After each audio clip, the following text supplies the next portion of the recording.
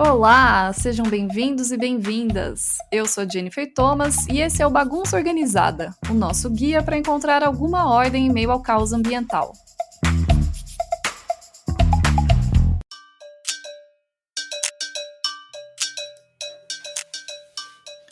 As principais fontes de emissões de gases de efeito estufa no Brasil, aqueles que causam o efeito estufa e aceleram o aquecimento global, são a mudança no uso da terra, que inclui o desmatamento, e a agropecuária. Uma das maneiras para produzir alimentos de forma mais sustentável é a implementação de sistemas agroflorestais, que combinam a plantação de culturas com importância econômica e plantas que integram a floresta. Para explicar quais são os diferenciais dessa técnica e como ela pode ser uma solução para recuperar áreas degradadas no Brasil, hoje eu estou com o geógrafo e fundador da Belterra Agroflorestas, o Valmir Ortega. Valmir, seja bem-vindo. Conta um pouco pra gente sobre quem é você. Obrigado, Jenny. Então, como sou geógrafo, comecei uma carreira na universidade há alguns anos atrás, imaginando que ia desenvolver uma vida acadêmica, mas fui convidado a participar da Secretaria de Meio Ambiente do Mato Grosso do Sul como superintendente de meio ambiente. Passei 12 anos atuando no setor público, Ministério do Meio Ambiente, IBAMA, Secretaria de Meio Ambiente do Estado do Pará, na Amazônia. E nos últimos anos eu iniciei uma jornada de empreendedor social, então ajudei a fundar e criar a Conexos, que é o Instituto Conexões Sustentáveis, e agora há 2 anos a criação da Belterra como empresa de impacto socioambiental voltada para a restauração de florestas. Então, é a trajetória de uma pessoa que achou que ia ser professor e acabou como empreendedor social, né? E com uma experiência em vários setores diferentes, né? Você tem uma visão bem 360 da tua área. Sim, eu tive muitas oportunidades de atuar no setor público durante bastante tempo. Nos últimos 10, 12 anos eu tenho atuado como consultoria, consultor privado para projetos, muito ligado a organizações socioambientais. Nesses últimos anos, muito ligado a esse desafio de criar negócios que potencializem impacto socioambiental. Então, a gente vem trabalhando com fundos, parceiros que atuam nisso, que a gente começou a chamar no Brasil de um ecossistema de negócios de impacto, que vem se desenvolvendo, que vem se fortalecendo com fundos de investimento orientado para negócios de impacto socioambiental, com aceleradoras, com incubadoras, com um conjunto de iniciativas que se desenvolvem. No Brasil, isso é muito concentrado aqui no eixo centro-sul do Brasil, mas está cada vez mais crescendo no Nordeste, na Amazônia, no Norte do país. Então, é um ecossistema de negócios que se desenvolve e que a gente espera que ajude a potencializar impactos positivos para a sociedade. E Valmir, a empresa que você citou, né, a Belterra, ela promove a implementação de sistemas agroflorestais. Para a gente começar, né, entendendo os conceitos, né, explica um pouquinho o que é uma agrofloresta. Então, uma floresta, dizendo de uma forma muito, muito simples, é a combinação de árvore, né, ou seja, de elementos florestais, com elementos agrícolas, né, com elementos, com produtos e culturas agrícolas. Então, essa é o básico. A partir desse básico, existem muitas possibilidades de se compor arranjos que combinem espécies de ciclo curto, né, a gente está falando aqui desde milho, arroz, feijão, mandioca, banana, etc., com espécies de tempo médio de produção, né, como cacau, cupuaçu, pupunha, açaí e companhia, e espécies madeiráveis, florestais, tipicamente, né, que é o que a gente chama de espécies florestais de uma forma geral, que aí envolve mogno, cedro, né, jacarandá, jequitibá e companhia. Existe no Brasil uma ciência se desenvolvendo baseado muito em estudos, mas também muito em experimentalismo, ou seja, milhares de pessoas experimentando e fazendo sistemas agroflorestais, e de uma certa forma, o que orienta esse processo é uma tentativa de aprender com a natureza, ou seja, o que acontece num sistema natural, ou seja, uma área que foi degradada, que foi desmatada, o que acontece na sequência ao desmatamento se ela for abandonada, né? Você tem essa área ocupada por espécies de ciclo curto, que são espécies pioneiras que colonizam muito rapidamente essa área. Isso permite formar um ambiente favorável a que espécies de ciclo mais longo, as árvores mais duradouras, vão crescendo lentamente na sombra dessas espécies pioneiras, até que essas espécies florestais de mais alto porte se estabelecem e aí compõem um subbosque de espécies de nível médio. é o que a gente chama na biologia de um processo sucessional, né? Ou seja, espécies vão se sucedendo dentro do ambiente, né? E, portanto, cada uma delas ocupa um determinado extrato da floresta, um determinado nível da floresta, e, às vezes, ocupam por um determinado tempo, né? Ou seja, logo na sequência, elas não têm mais ambiente para permanecer naquele espaço florestal e outras espécies dominam. No caso de uma agrofloresta, a diferença é que a gente pode ordenar esse processo, né? O agricultor, o agroflorestador, né? A pessoa que está implementando, ela pode combinar esses elementos de sucessão. Então, no começo do plantio de uma agrofloresta, no geral, você tem uma ocupação maior de espécies de ciclo curto, né? Então, banana, mandioca, milho, aquelas espécies que vão produzir com 2, 3 meses, um ano e etc., enquanto as espécies florestais demoram mais tempo para se estabelecer e, portanto, enquanto elas vão crescendo, o espaço vai sendo ocupado por espécies de ciclo curto. Ou seja, é uma tentativa de imitar a natureza a partir de processos produtivos. Então, isso é a agrofloresta. E aí, só para trazer alguns dados que a gente tem de produção agrícola aqui no Brasil, né, de acordo com o IBGE, nesse ano, 2022, a gente deve bater o recorde de quase 272 milhões de toneladas de cereais, leguminosas e oleaginosas, que é um aumento de 7,4% em comparação ao ano passado. E também teve um aumento na área de colheita. Então, são 71,2 milhões de hectares, o que é um aumento de 2,6 milhões de hectares em comparação ao ano passado. Então, é muita coisa, né? Como que o sistema agroflorestal se encaixa nesse cenário que a gente tem de agricultura intensiva? Acho que nós temos, no Brasil e falando de uma forma geral no mundo, a gente tem dois grandes blocos na agricultura, né? Você tem esse mega bloco que você acabou de descrever, que é o bloco das commodities e que são baseados em poucas plantas. Então a gente está falando de 4 ou 5 cereais. Parte desses cereais, uma grande parte deles é usado para fazer ração animal, então especialmente soja e milho, né? É muito orientado para ração animal. E o resto, né? Arroz, feijão, diretamente para o prato, né? Digamos assim. Mas, de uma forma geral, a gente está falando de um sistema produtivo baseado em grandes commodities, estruturado para a produção de proteína, né? Seja especialmente a conversão de proteína animal a partir de rações animais. No caso do Brasil, nós estamos falando de 200 milhões de hectares ocupados pela pecuária extensiva, né? E mais esses 70 e poucos milhões de hectares ocupados por commodities que vão virar basicamente ração, uma parte delas de forma significativa, né? Do outro lado, existe o que a gente chama da agricultura orientada para a diversidade, né? Então, você tem milhões, no caso do Brasil, são praticamente 6 milhões de pequenos e médios agricultores, que esses produzem uma diversidade de produtos gigantesco, né? Ou seja, quando a gente vai fazer a compra no supermercado, praticamente tudo que você compra in natura foi produzido por um agricultor familiar, por um pequeno agricultor, né?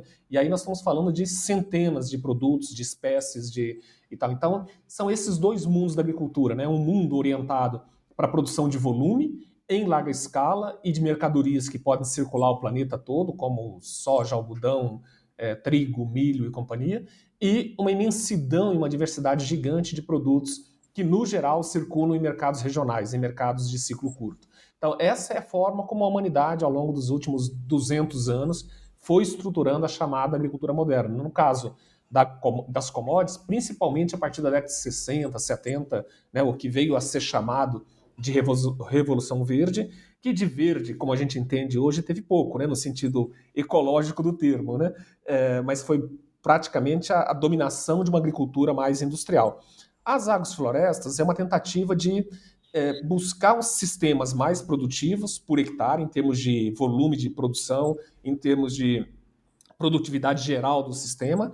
Agora, são modelos mais complexos, né? Então, as commodities, né, a produção em larga escala de commodities industriais, ela foi buscando, digamos, uma simplicidade operacional para se operar em larga escala, né? Quando a gente fala de sistemas agroflorestais, nós estamos falando de sistemas que são muito mais produtivos por hectare, né, em termos de volume de toneladas produzidas por hectare.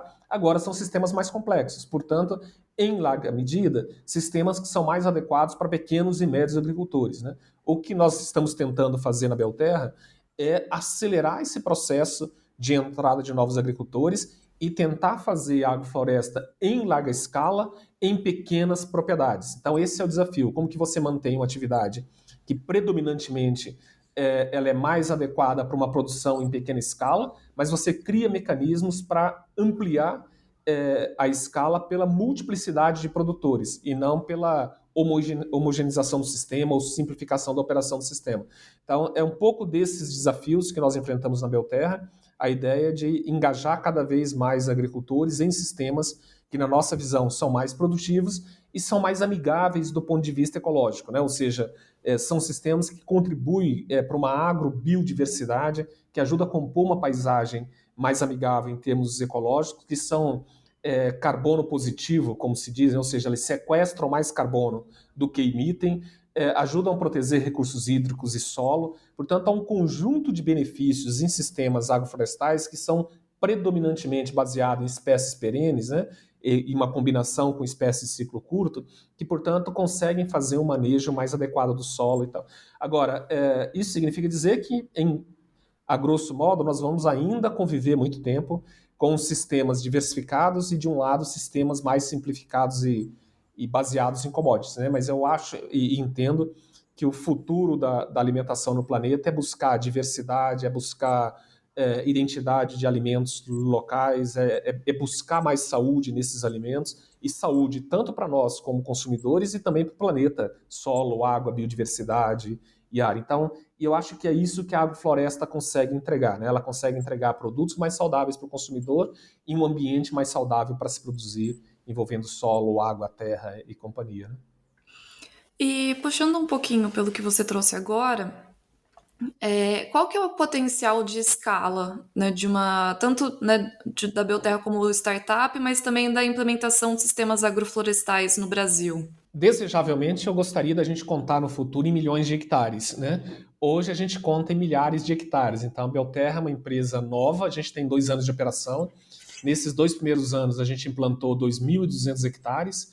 Agora, no final do ano, né, entre outubro e fevereiro, nós implantamos 1.200 hectares de novas agroflorestas, o que parece pequeno para um país que fala em milhões de hectares na agricultura, mas para sistemas agroflorestais, implantar em 3, 4 meses 1.200 hectares de floresta, de agrofloresta, é um volume muito significativo. É o que nós buscamos na Belterra, um modelo que consegue operar de forma descentralizada. Então, hoje nós operamos no estado de Rondônia, Pará, Bahia e Minas Gerais. Agora, em 2022, a gente inicia uma operação no Mato Grosso, portanto, nós vamos estar operando em 5 estados ao mesmo tempo.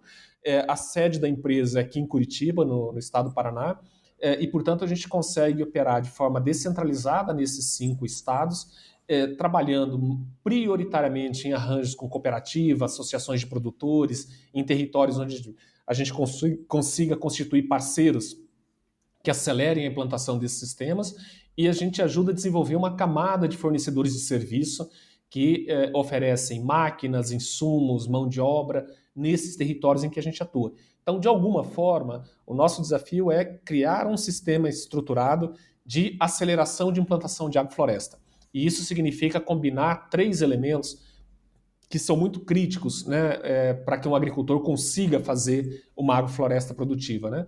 O primeiro recurso crítico é conhecimento, né? Ou seja, sair de um sistema simplificado como é produzir boi, por exemplo, uma pecuária extensiva, né, que é um sistema de baixa produtividade, que às vezes está há 5 ou 6 gerações na família, né? Aquele produtor já faz aquilo baseado na experiência da família, na experiência pessoal, mas com pouco conhecimento técnico, com pouca assistência técnica, né?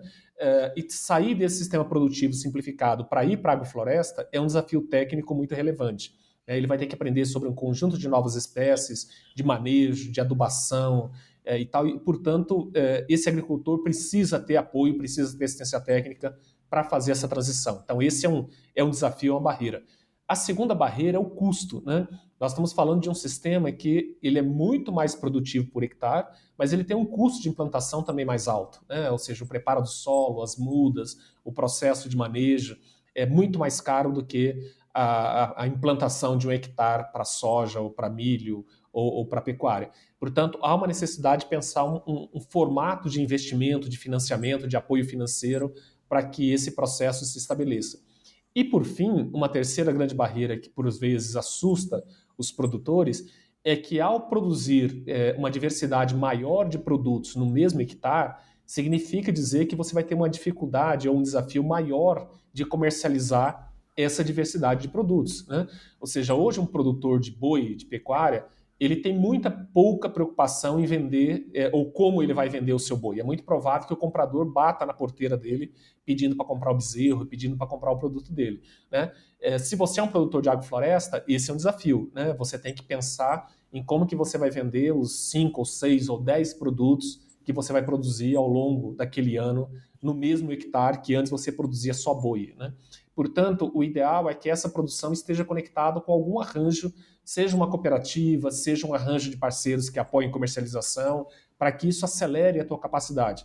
Não à toa, os melhores casos, né, em termos de escala, né, em termos de volume de produção que nós temos no Brasil de sistemas agroflorestais, são sistemas agroflorestais que foram impulsionados por cooperativas. Então, cooperativas como a Canta, no Pará, o RECA, no estado de Rondônia, a Cooper Floresta aqui no estado do Paraná, fronteira com São Paulo e tal, são modelos onde as cooperativas cumpriram esse papel de organizar a comercialização, de estruturar o processamento, de criar as condições para que o produtor pudesse produzir 5 ou 6 produtos diferentes ao mesmo tempo e ter um apoio na parte de comercialização. Então, o modelo de negócio da Belterra tenta enfrentar ao mesmo tempo esses 3 desafios. A gente provê assistência técnica e apoio para o desenvolvimento de sistemas, nós buscamos e mobilizamos o capital para fazer o investimento e grande parte do risco financeiro do sistema é da Belterra, não é do produtor, então a gente assume o risco financeiro de fazer essa transição produtiva junto com o produtor e nós criamos, e é esse um esforço grande que a Belterra vem desenvolvendo, a gente cria e desenvolve alianças com compradores dos principais produtos que vão ser implantados no sistema para garantir que esses produtos tenham uma comercialização e, preferencialmente, tenham uma comercialização e um preço diferenciado, que a gente consiga ter bônus de preço por sustentabilidade, bônus de preço por ser carbono neutro, e, portanto, é um pouco desse modelo de negócio que a Belterra vem desenvolvendo, né? Ou seja, transição técnica, financiamento e comercialização como base para incentivar e acelerar a entrada de novos agricultores. Um pouco nesse sentido também mais econômico, né? Os estados onde vocês atuam, né, principalmente na Amazônia, que são o Pará, Rondônia e Mato Grosso, né, agora que você Isso. comentou, e que eles sempre chamam muita atenção por causa dos altos índices de desmatamento. Então, qual que é o potencial também desses sistemas agroflorestais nessas regiões em que tem esse desafio para frear o desmatamento? Então, parte do que mobilizou a criação da Belterra tem a ver com esse desafio no Brasil de encerrar esse ciclo de desmatamento, né? Ou seja, a gente continua se comportando na expansão do território como os portugueses se comportaram ao chegar no Brasil em 1500, né? Ou seja, eles enxergaram aquele paredão de floresta da Mata Atlântica à frente deles e o primeiro impulso foi extrair e tirar daquela floresta o máximo que pudesse de uma forma pouco sustentável, né? O resultado disso é que hoje, 522 anos depois, nós temos 7% da Mata Atlântica que tinha quando os colonizadores chegaram no Brasil. A gente continua se comportando dessa mesma forma na Amazônia, que é metade do Brasil, mas que é uma metade do Brasil que ainda tem muita floresta, né? E tem muitos povos e comunidades tradicionais, mas a expansão produtiva para esse território continua se dando de uma forma muito parecida, ou seja, ocupando terra pública, desmatando florestas nativas, implantando sistemas pouco diversificados no lugar. Então, o que a gente imagina é que há oportunidades de criar negócios e desenvolvimento econômico, de um lado, baseado em floresta. Então, essa floresta que está em pé hoje, ela tem potencial de gerar produtos e serviços que talvez há 500 anos atrás, ou há 50 anos atrás, essas oportunidades não existiam, desde carbono, mas de um conjunto imenso de produtos ligados à sociobiodiversidade, cosméticos, nutracêuticos e outros que podem ser produzidos a partir da floresta em pé. E, principalmente, nós podemos impedir ou devemos buscar eliminar esse desmatamento que vai se expandindo em busca de nutriente. A gente brinca que parte da pecuária na Amazônia é como se fosse um garimpo de nutrientes, né? Você desmata uma área, essa área entra em exaustão produtiva durante alguns anos, você desmata uma nova área para ampliar a tua propriedade ou em busca de um solo mais nutritivo, mais nutrido, né, pela floresta, e com isso você vai expandindo a tua pastagem num ciclo que envolve, de um lado, especulação fundiária, né, ou seja, agregar valor à terra, porque, infelizmente, a visão que se tem é que terra com floresta não tem valor, então a terra que tem valor para ser comercializada é a terra de pasto formado, é a terra pronta para ser implantada a agricultura. Então, há um misto no desmatamento da Amazônia que combina especulação fundiária, né, valorização de terra ou apropriação de terra pública, mas também uma pressão de expansão da pecuária, que é o principal vetor de expansão do ponto de vista produtivo, e que tem muito a ver com esse processo de ampliação horizontal dos pastos, né? Ampliação horizontal da produção. O que a gente imagina é que há possibilidade hoje, a gente tem tecnologias de, mesmo no caso da pecuária, aumentar a produtividade dessa pecuária sem ampliar a área ocupada, então, muito pelo contrário, recuperando e renovando as pastagens para que você coloque mais boi no mesmo hectare e, portanto, com menos ocupação de área. E, ao fazer isso, a possibilidade é que você coloque, junto com essas áreas, nesses territórios, sistemas produtivos mais rentáveis, mais diversificados. Então, no caso da Belterra, grande parte dos produtores que fazem parceria conosco são produtores que estavam quase que 100% na pecuária, e o trabalho que a gente faz com eles é de ajudar a melhorar a pecuária deles para reduzir a área ocupada e, ao mesmo tempo, liberar um pedaço da área da propriedade para que a gente implante o sistema agroflorestal. Implante o sistema agroflorestal num processo que vai ajudá-los a se preparar para a gestão desse sistema, um processo de capacitação, formação, mas uma área demonstrativa também que permite ele entender que naquele pequeno espaço de agrofloresta, às vezes 15%, 20% do imóvel, ele possivelmente vai ter mais renda do que os outros 70%, 80% do imóvel baseado em pecuária de baixa rentabilidade, né? Ou uma pecuária de meia cabeça de boi por hectare, né? Que em muitas regiões da Amazônia ainda é a média da ocupação. Então, é esse um pouco do desafio que a gente enxerga nessa região, como criar sistemas mais produtivos que têm esse viés regenerativo de recuperar áreas degradadas, ou seja, ocupar áreas que já foram desmatadas irregularmente no passado, trazendo de volta um perfil de produção baseado em floresta, quer dizer, não é uma floresta nativa que está sendo recomposta, mas é uma floresta produtiva e que cumpre, né, um conjunto de serviços ecossistêmicos que serão restabelecidos, e ajudar a ordenar, né, ou conter a expansão da pecuária de forma desordenada, como tem ocorrido até hoje. Então, eu acho que é uma tentativa, uma busca por modelos que gerem mais renda, gerem mais oportunidade, mas protejam a floresta e, no limite, ajudem a recuperar a floresta, que é o nosso desejo. Com certeza. E vocês têm esse olhar também bem forte, né, para as áreas degradadas e subutilizadas. Por que a importância de ter esse olhar, né? Qual que é também a estratégia de olhar para essas áreas degradadas? Eu acho que, de um lado, é de proteger e preservar recursos, né? Porque uma área degradada, ou seja, um pasto degradado, ele não está gerando prejuízo só para o produtor, né? Que não manejou adequadamente aquelas áreas, né? Essa área está gerando erosão, essa área está aterrando e assoreando rios, né? Ao assorear esses rios, ele está destruindo a biodiversidade desses corpos de água. Além do mais, uma área desmatada para além do que deveria, né? Ou seja, eliminando APP, reserva legal e etc., ela fragmenta a paisagem, impede que biodiversidade transite nesses territórios. Portanto, é um conjunto de impactos que vai muito além do prejuízo econômico ou da degradação daquela propriedade em si.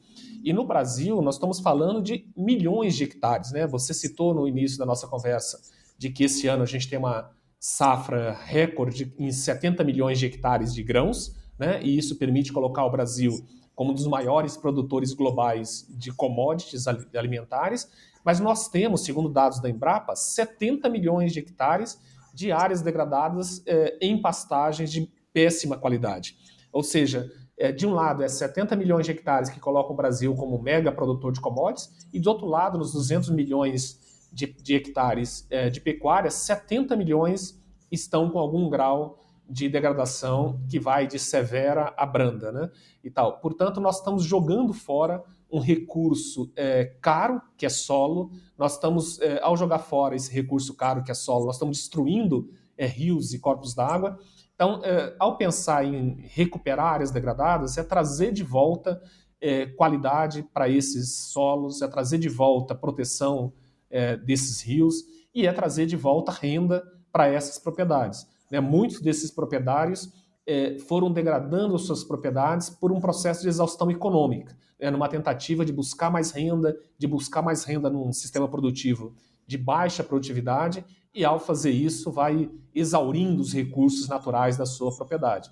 Então, pensar em sistemas agroflorestais é buscar uma alternativa produtiva que recupere solo, recupere a capacidade de nutrição desse solo para produzir plantas saudáveis e gerar mais renda. Então, é essa combinação de geração de renda com restauração de paisagem e terra que é o sonho da agrofloresta, que hoje já é praticada por milhares de pessoas no Brasil e cada vez mais isso tem sido desenvolvido, mas na nossa visão, e por isso a gente embarcou no desafio de criar a Belterra, ainda faltava um mecanismo que ajudasse a acelerar, um modelo de negócio que ajudasse a acelerar a expansão de agroflorestas como alternativa econômica real para milhares ou milhões de agricultores. Então é essa um pouco a nossa ambição, e a gente olha para esse volume de áreas degradadas que a gente tem no Brasil como uma oportunidade. Né? Ou seja, se a gente tem tudo isso de áreas degradadas e 6 milhões de agricultores com pouco acesso a crédito, com pouco acesso à assistência técnica, com enormes barreiras de acesso justo ao mercado, à comercialização, bem, talvez a gente tenha aqui uma oportunidade de criar soluções que ajudem esses milhões de agricultores, nesses milhões de hectares, a gerar negócio e a, sobretudo, ajudar a recuperar recursos naturais e gerar uma produção mais saudável de alimentos. Então é um pouco da combinação dessas coisas que a gente busca, né, com esses nossos arranjos. Né? Legal. E só para a gente fechar, quais são os próximos passos? O que você já imagina que vai ser possível fazer aí num curto, médio prazo? A Belterra está desenvolvendo um plano de negócios com um conjunto grande de parceiros, num primeiro momento baseado na expansão, principalmente em 4 estados, né, que é Bahia, Pará, Rondônia e Mato Grosso. Nesses 4 estados, por quê? Porque a gente conseguiu, na nossa visão, achar uma combinação de espécies que pode chegar a dezenas de milhares de hectares. Então, o grande desafio dos sistemas agroflorestais, quer dizer, um deles, como eu havia comentado, que é a comercialização, nos impõe um desafio de buscar a combinação adequada de espécies que permita a gente crescer em sistemas produtivos na casa das dezenas de milhares de hectares. E no caso desses 4 estados, nós temos uma enorme oportunidade no Brasil, que é recuperar uma cultura produtiva que o Brasil já foi um produtor mais relevante no passado, mas que perdeu posição, e que o mundo hoje busca novas fontes de fornecimento desse produto, que é o cacau. Então, o cacau é um produto que o Brasil já foi um produtor, não diria relevante globalmente, mas importante, né? Ou seja, nós já produzimos 400 mil toneladas ano, hoje o Brasil produz um pouco mais de 200 mil toneladas, o próximo de 200 mil toneladas, ou seja, nós caímos a metade da produção do que o Brasil produzia na década de 80, e o mundo continua crescendo a demanda por cacau, a demanda por chocolate. Né? E, portanto, o que a gente enxerga é uma enorme oportunidade do Brasil ocupar um espaço relevante nessa cultura. E o cacau é uma espécie de árvore de subbosque, é uma planta que se dá bem em sistemas agroflorestais. Então, nós elegemos o cacau como uma espécie-chave para a expansão dos nossos modelos produtivos. Nos nossos arranjos, o cacau é combinado com banana, mandioca, milho, como espécie de ciclo curto, e depois com espécies de ciclo longo e médio, como açaí, cupuaçu, pupunha e as florestais. Portanto, a gente consegue ter uma combinação onde, mesmo com a predominância do cacau, a gente tem um sistema agroflorestal bastante diverso, né? E nesse arranjo do cacau, a gente estima, e esse é o nosso plano de investimento, de implantar 40 mil hectares de sistemas agroflorestais baseados em cacau nos próximos 8 anos. Então, essa é a primeira grande jornada da Belterra, implantar esses 40 mil hectares. A gente está falando aí de envolver aproximadamente 2 mil agricultores nesse processo. A gente está estudando outras culturas agroflorestais que permitiriam fazer milhares de hectares de agrofloresta, e a gente espera em breve poder anunciar algumas outras jornadas de desenvolvimento para além do cacau. Então, hoje o cacau é um fio condutor, a gente vem estudando outros arranjos, a gente vem estudando arranjos baseados em produtos não madeireiros, né, de árvores da Amazônia, da Mata Atlântica. Então, a gente acha que há um enorme conjunto de oportunidades associadas à biodiversidade brasileira e é essas oportunidades que a gente quer desenvolver, tanto para a Amazônia, quanto para a Mata Atlântica e para Cerrado, né? No caso do Cerrado Mineiro, a gente vem estudando os arranjos. Implantar a SAF no Cerrado é um desafio um pouquinho maior, né? A gente ainda está olhando para quais culturas, com quais combinação, mas no caso de Mata Atlântica e Cerrado, a gente já tem uma segurança para ganhar velocidade e escala, e é o que a gente vai fazer já nos próximos anos. Legal, Valmir. Torcendo aí para dar super certo e que esse sistema se torne aí o novo padrão, né, do que a gente considera como o normal da produção de alimentos. Super obrigada pela participação, obrigada pela conversa. Eu que agradeço, foi um prazer.